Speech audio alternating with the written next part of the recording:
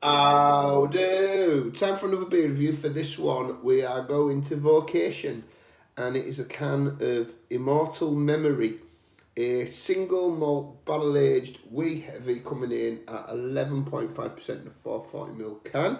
I'm just going to do a little bit of a rotate there. So this beer was brewed for Burns Night, so I'm 3 weeks late.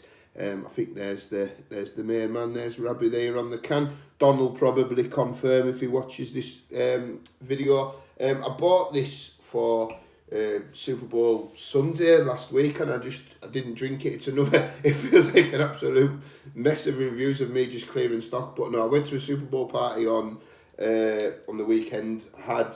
Took a few beers. I had the double mild from Boxcar. That was really good. I had the triple mild from Boxcar, which was good, but not as good as the double. I had the New Cloudwater Radler. I had what was the standout beer for me? The brown ale from Track. That's just came out.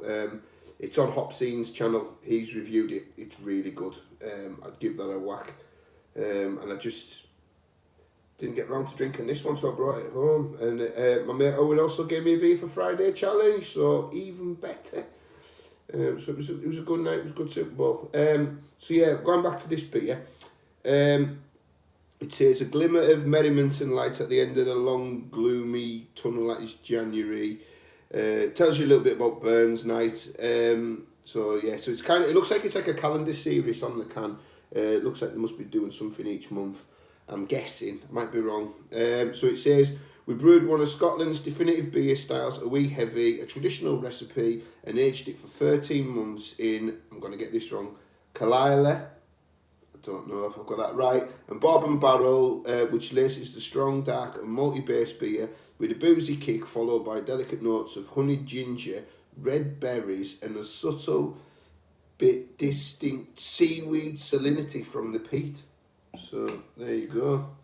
So being a glass, it's brown. There is a bit of light getting through it. It looks kind of red in the glass, but it's more of a brown, and then you've got like a bit of an orange light at the bottom. So there's a few colours going off in the glass there.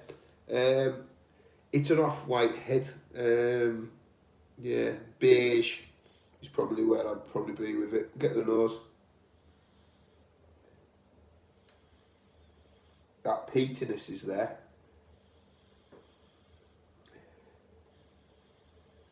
The ginger's there. And there's toffee.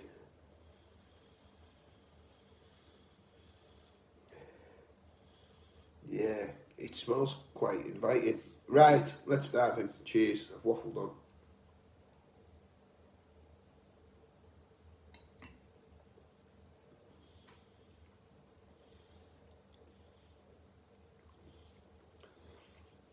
I see what they're saying about that, like, seaweed-like thing. Yeah, the peatiness is there.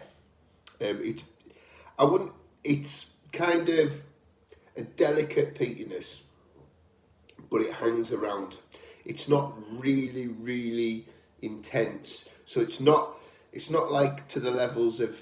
I'm no whiskey connoisseur, but it's not to the levels of, say, some of the imperial stouts that I've had that have got that have been aged in, say, Lefroy. So I think for me it's a subtle peatiness.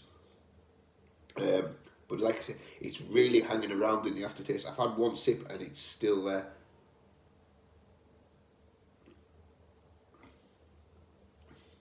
The ginger's very subtle, and then the toffee up front. But now that I've had a second sip, that peatiness is really starting to shine through now. The barrel for me dominates the beer on this one. But I'm good with that. As I've said before, I like my peated beers, so this works for me. No real warmth. It's got good levels of carbonation for a high ABV beer.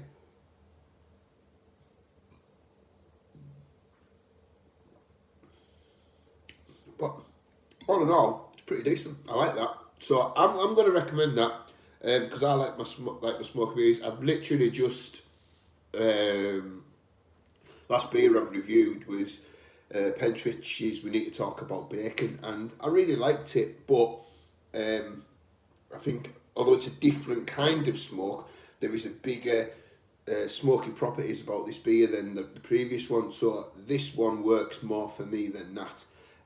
So yeah, I like that. I'm going to recommend that. That is Immortal Memory Single Malt Barrel Aged Wee Heavy from Vocation. I picked this up from House Trembling Madness.